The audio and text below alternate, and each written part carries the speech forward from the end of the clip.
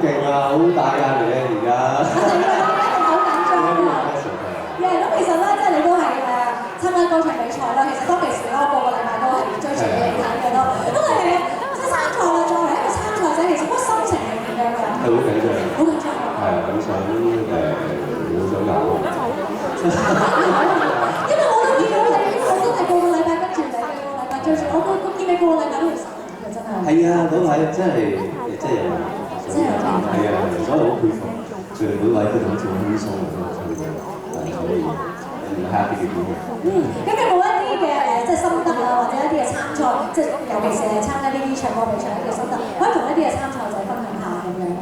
喺準備方面咧，你點樣準備啊？咁最緊要係揀歌啦，揀歌度咧就唔使話一定要揀一首好難度高嘅歌啦，最緊要揀一首一首你同嗰首歌有關係嘅，咁可以感動到自己先嚇。咁呢度揀歌我都好重要。即係用自己嘅真感情去帶出嗰首歌裏面，咁係最緊要嘅。好啦，呢個時候我相信咧各位 fans 都好心急㗎啦。咁我不如將